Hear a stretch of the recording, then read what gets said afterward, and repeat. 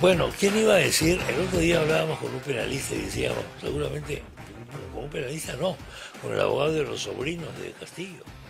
Yo le preguntaba, ¿usted pensaba que cuando estudiaba Derecho, el derecho penal iba a ser tan importante? Para nada, y eso que es un joven, ¿eh? Porque claro, las disciplinas más sexy del derecho eran otro tipo de disciplinas más vinculadas a la plata. Ahora la pregunta viene también sobre el derecho constitucional. Cuando antes estudiaba Derecho Constitucional, muchos estudiantes lo estudiaban, bueno, como una necesidad, pues que había que conocer la Constitución, pero que no. Y ahora el Derecho Constitucional es absolutamente decisivo. Y estoy con un constitucionalista que es el doctor Fernando Delgado. ¿Qué tal? Muchas gracias, Chema, muy gentil Delgado. por la invitación. Cuando usted estudiaba, ¿tampoco se imaginaba lo que iba a pasar con el Derecho Constitucional? Más o menos ya. La verdad no. No, pues, la verdad no. Claro. La verdad no. Uno cuando está en la universidad siempre tiene ese espíritu romántico, ¿no? De idealizar la política, idealizar el derecho. Y bueno, con el tiempo uno se enfrenta a la realidad que es esta, la que vivimos el día de hoy. Una realidad plagada de injusticias, plagada de desconocimiento, de cuotas de poder. Y eso ya con el tiempo, digamos, no nos desilusiona, sino nos motiva más a continuar en la lucha.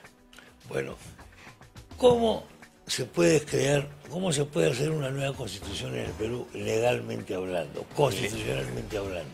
Legalmente hablando. A ver, es una pregunta bastante amplia la que me plantea Chema. Sin embargo, hay dos posibilidades. O las constituciones se crean como consecuencia de la fractura del orden democrático y viene la propuesta generalmente de una nueva constitución. O en todo caso, se siguen los cauces constitucionales, como en la Carta del 93, que se establece la creación de una nueva constitución. Básicamente, yo cuando venía de mi casa acá al estudio, estaba pensando en lo que planteó en su momento uno de los más importantes constitucionalistas alemanes, que era el profesor Ferdinand Lassalle. En 1825, sí. Uno de los líderes más importantes de la socialdemocracia alemana. Y que recuerdo que en un discurso frente a un público importante, decía, pues, ¿qué es una constitución? Y ahí viene un poco la esencia de la pregunta, Chema. Y él respondía, una constitución es la suma de los factores reales del poder, donde deben estar presentes todos los estamentos de la sociedad. El clero, la iglesia, la comunidad, la burguesía, en fin, todos representados. Pero era una circunstancia, digamos, bastante extraña lo que planteó Ferdinand Lassalle. En momentos actuales, el cambio constitucional o el engendrar una constitución tiene que darse por los cauces constitucionales que son taxativos y no por estas propuestas que de alguna manera son producto de un proyecto político y que sienta en la figura de esta entelequia que es el pueblo la posibilidad de elegir. Entonces, o creamos una constitución sobre el quiebre de un orden democrático, como ha sido la del 93, o en todo caso la Constitución es parte y consecuencia de un consenso político, de una decisión de la reforma de la Carta Política. Y la Carta es clara. De acuerdo a las normas del actual. De acuerdo a las normas y al íter legislativo que establece legalmente es la única forma de hacerlo. No hay otra forma. Salvo que haya un golpe, pues. Por eso, esa es la otra forma, digamos la forma traumática. Digamos, si yo doy un golpe, ese golpe puede tener muchas caras. Una de ellas puede ser el cierre del Congreso a la brutanté. Así es. Como se decía antiguamente. ¿Sabe Dios cómo? No se me ocurre pero sí se me ocurre. Traigo gente de diferentes regiones y va y toma el Congreso. Y se arma una balacera, pues. Y se produce una situación de hecho. Y con esa situación de hecho es que nos enfrentamos. De ahí tienen que negociar también los factores de... Claro, y que crea esta figura pues del CCD, que en el fondo es una asamblea constituyente. Una asamblea constituyente, el Congreso Constituyente Democrático. Así es. CCD. Pero hay que también advertir a la colectividad que generalmente estos procesos de asambleas constituyentes responden más bien a posturas clásicamente populares, ¿no? Sí. Que sirven como instrumento para validar una dictadura, un golpe de Estado, sí, generalmente acorde con las expectativas y el programa político de quien entra. experiencias bastante recientes, Venezuela, Bolivia, y otros países, digamos, en la línea totalitaria, ¿no? Lo que está señalando, yo he leído el texto para que la gente no se haga la sueca, digo yo, he leído el texto de Perú Libre sobre este tema, que está en el documento entregado al Jurado Nacional de Elecciones, el diario. La inspiración de la nueva Constitución es de Bolivia por un lado y Ecuador por otro lado. De Bolivia se toma la parte plurinacional, lo cual introduce un factor extraño. Efectivamente, desde el punto de vista democrático. Sí, porque ese es un tema interesante pero peligroso. ¿Por qué? Porque el concepto plurinacional en nuestra Constitución no está. No está. Plurinacional es la posición que ha asumido la Constitución boliviana, que dicho sea de paso, más allá del contexto político y las soluciones que podamos tener, es una de las más importantes y modernas constituciones en América Latina, yo diría en el mundo. De acuerdo, que recoge esa incorporación de sectores como, por ejemplo, el derecho a la tierra, el derecho de los indígenas, de los migrantes y demás. Pero en nuestro país no tenemos esa concepción. Entonces, crear a partir de una interpretación amplia del artículo 43 de la Constitución, que dice que el Estado peruano es un Estado democrático, centralizado, hasta una separación de poderes, y principalmente multiétnico y multicultural. Pero pluricultural, este término no existe. El otro aspecto también del proyecto del plebiscito que nos... referéndum, perdón. Pero la cosa plebiscitaria está en el fondo de esto. Así es. Obviamente, ¿no? El caudillo diciendo, pueblo, ¿estás de acuerdo conmigo? Sí, ¿qué te va a decir pues la gente que pasa por planilla? Pues, como dice, el pueblo nos ha pedido que cerremos el Congreso. Claro, pues, el pueblo que está en el Coliseo Cerrado Huanca, ¿no? Así es. Bueno, el otro aspecto es esta representación estamentaria que introduce el proyecto. Porque está hablando de los grupos indígenas, vaya usted a saber qué significa, los grupos afroperuanos, etcétera. Entonces la pregunta es, ¿cómo se seleccionan esos grupos? Eso ya no es un hombre, un voto.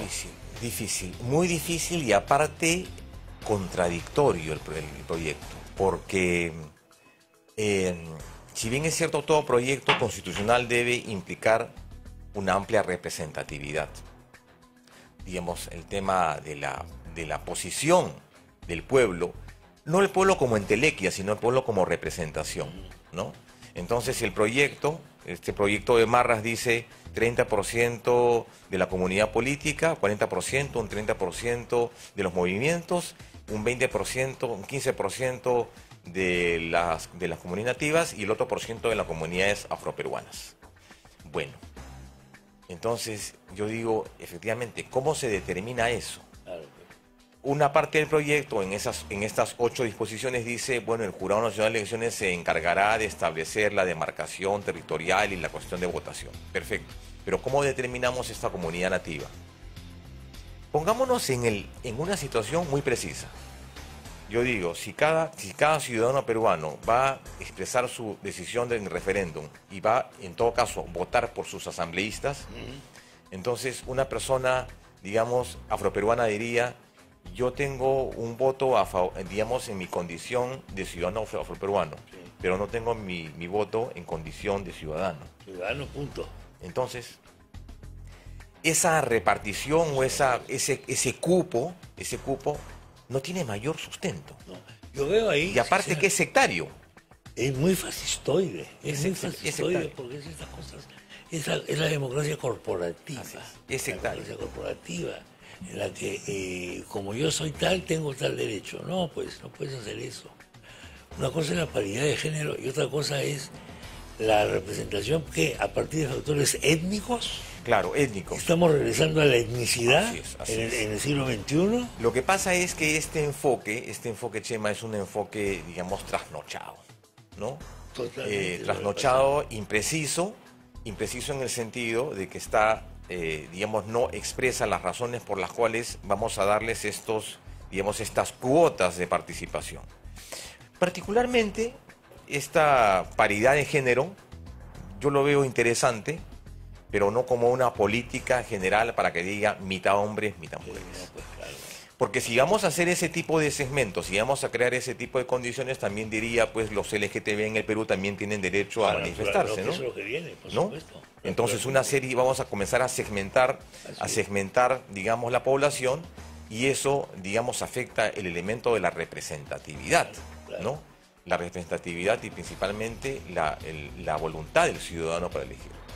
Entonces, un proyecto inconexo, inoportuno, poco fundamentado, inviable, y una serie más de adjetivos que les puedo dar.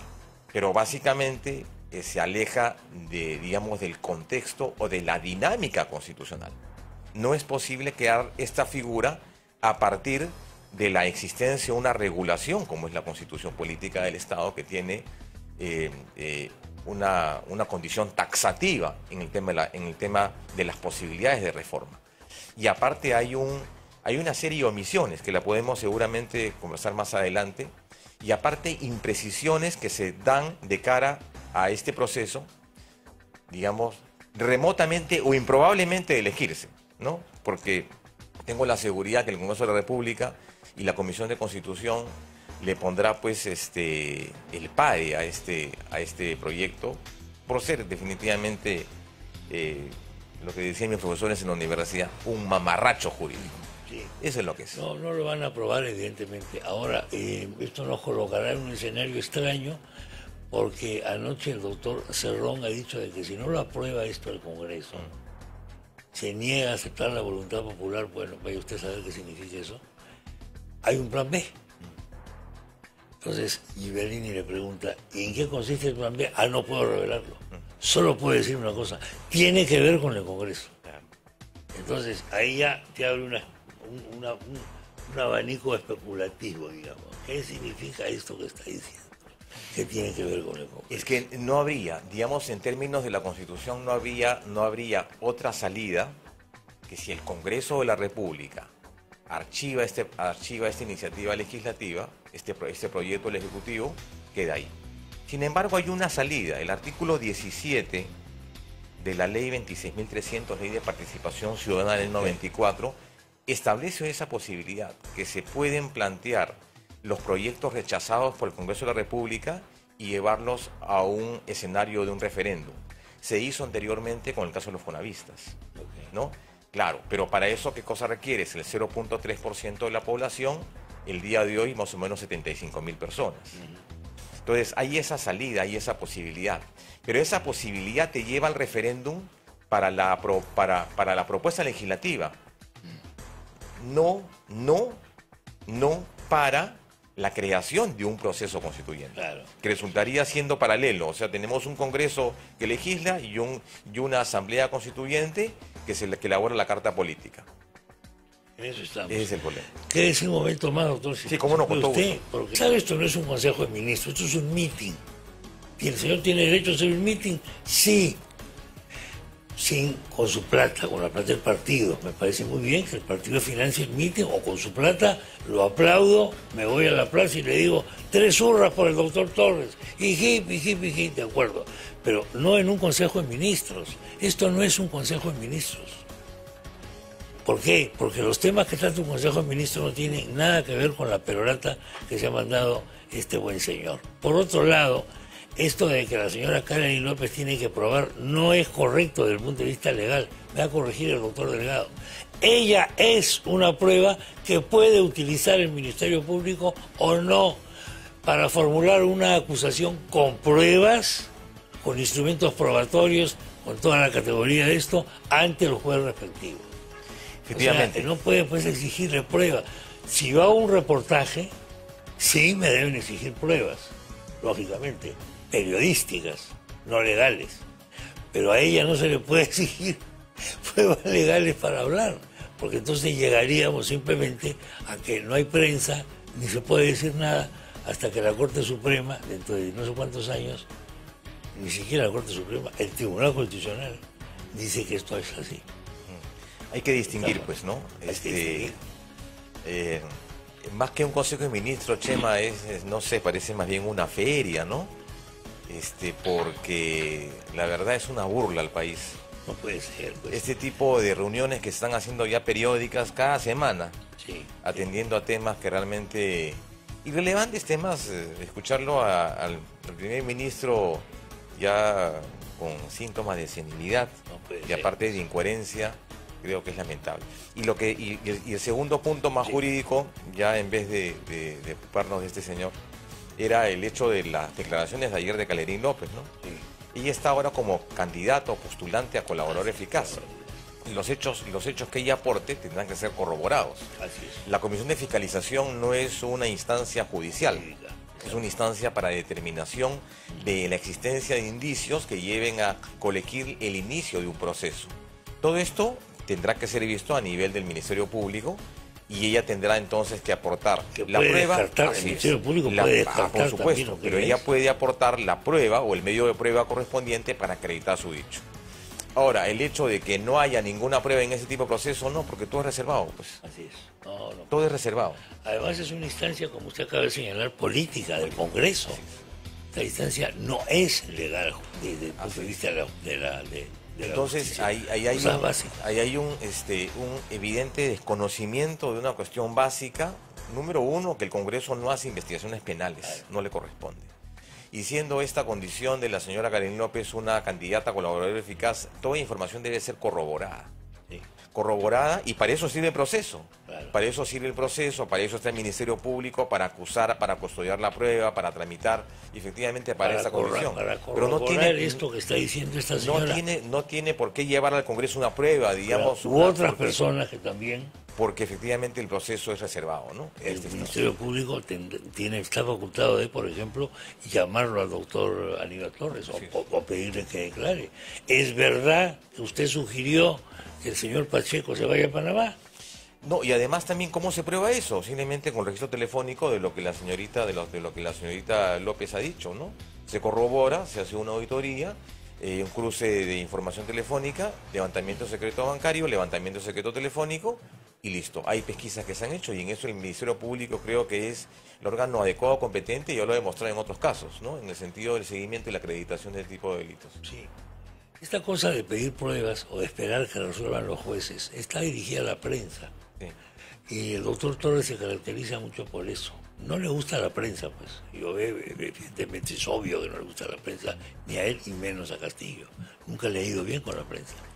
Está bien, le puede tener ojo a la prensa, pero él no puede utilizar un argumento pseudo jurídico para decir que la prensa no hable mientras investiga el Poder Judicial o la justicia. Sí. Eso es imposible. Totalmente fuera de lugar Eso es imposible. comentario. Bueno, entonces, ¿qué nos puede esperar? Volvemos a nuestro tema constitucional. ¿Qué nos puede esperar de la presentación de este proyecto? Bien, una vez que ya el proyecto se ha presentado con la firma de los miembros del gabinete, esto tiene el íter legislativo, esto va a la Comisión de Constitución y Reglamento. Sí. Una vez ahí, este dictamen entra en un proceso de evaluación, de ponderación, análisis, y tendrán que, número uno, evaluar la viabilidad constitucional. La viabilidad constitucional con respecto no solamente a lo que se establece en la Carta Política, sino también lo que en su momento ha establecido el Tribunal Constitucional en una sentencia, la 0012-2004, con respecto a los límites formales y los límites materiales de la reforma. Número uno. Y después también hacer un estudio, digamos, interesante con respecto a esta posibilidad dentro del marco de la Constitución. Analizar y digamos, comparar la pertinencia del proyecto en términos de lo que la Constitución establece en virtud del artículo 106 y aparte de 32. Y además también la posibilidad de incorporar un artículo 207, un artículo 207 que estaría en contra de lo que establece el 206, el primer párrafo, con respecto al tema de la reforma. Yo estoy totalmente seguro que la Comisión de Constitución no va a aprobar ese proyecto y lo va a mandar al archivo. Yo confío en eso, estoy seguro de eso. Y una vez que ello pase, pues se activará, si quieren los señores de Perú Libre, iniciar un proceso de referéndum. Y el referéndum, de acuerdo a la ley 26.300, artículos, si mal no recuerdo, 12 o 15, establece que esta posible referéndum no tiene ya participación del Ejecutivo ni del Legislativo, sino es el pedido de la comunidad en general ciudadanos, 0,03% de ciudadanos, aproximadamente 75.000 ciudadanos, y que postulen la idea del referéndum. Pero esta idea del referéndum tiene también algunas condiciones contenidas en el artículo 32 sobre qué temas se pueden plantear. Obviamente el tema de convocar o de crear la figura de una asamblea constituyente es inviable, porque eso no es posible en el texto de la Constitución. ¿De acuerdo? Entonces, una salida jurídico-constitucional a esto no le veo, salvo su archivamiento. Que tienen la posibilidad de plantearlo vía referéndum, esa es la otra posibilidad, pero ese es en otro escenario al interior del proceso de la Ley de Participación Ciudadana a la fecha vigente. No hay otra forma. Si yo recojo firmas. Dígame.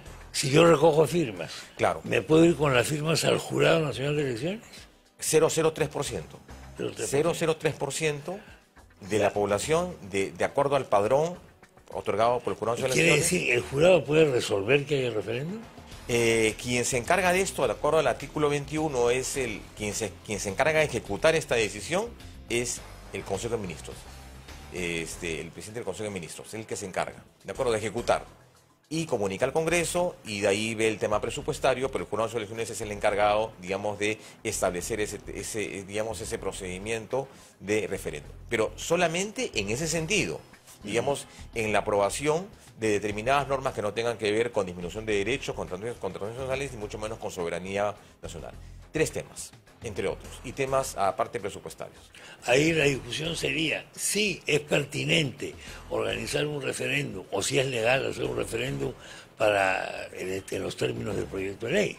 Claro, pero está bien, pero la razón por la cual se plantea el referéndum al interior de la 26.300 no está dentro de los supuestos que la ley establece. Los supuestos, a eso voy. Y entonces Ahora, ¿hay alguna forma de interpretar que sí está dentro de los supuestos?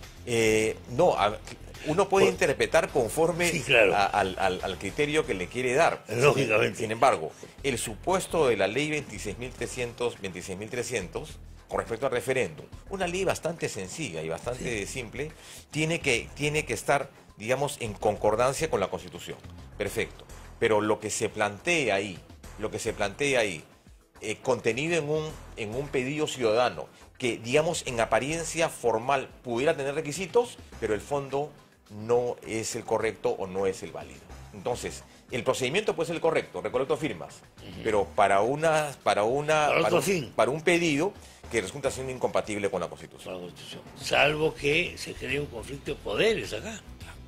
Esa es otra cosa, pero digamos, en términos... ¿Qué pasa si yo voy al jurado y el jurado me dice, muy bien, tienes derecho a hacer tu referéndum sobre la nueva Constitución y sobre los marcianos o sobre lo que se te dé la gana? De ser así, el Congreso estaría en todo su derecho de iniciar un procedimiento de acusación constitucional por infracción a los miembros del Jurado Nacional de Elecciones por infracción a la Constitución. Del jurado. Así es. Bueno, pues es un escenario posible. Es un escenario posible, pero hay que aclarar lo siguiente, ¿no? Número 1, el proyecto de ley resulta siendo inoportuno, impertinente, inviable y, digamos, inconstitucional. Hay que entender que la Constitución como carta política establece ese íter legislativo, y ese íter legislativo no contempla bajo ninguna circunstancia el hecho de esta asamblea constituyente. ¿De acuerdo? Sí. Que es una especie de contrabando. Bueno, en las últimas encuestas es mínimo el porcentaje que me parece necesario en la Asamblea Constituyente, como es lógico, ¿no? Porque estamos preocupados pues por otras cosas. No podemos estar preocupados por eso. Inviable, y aparte 2 observaciones más al proyecto. Número 1, no plantea cómo va a quedar, digamos, de consolidarse esta propuesta si es que va a funcionar paralelamente al legislativo. Sí. Número 1.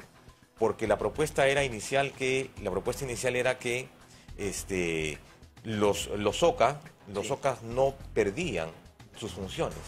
Llámese Tribunal Constitucional, entre otros. Se supone que corre paralelo con la lo que pasa es que ya debemos enfrentar y aplicar el criterio de un tribunal que dice, claro, la labor de reforma recae ¿en dónde? En el Congreso de la República, ¿no? Congreso de la República, segundo párrafo del artículo 206 de la Constitución. Nada más. Este proyecto no precisa esta condición, no hay una fundamentación sobre la composición, y además de ello no tiene esta...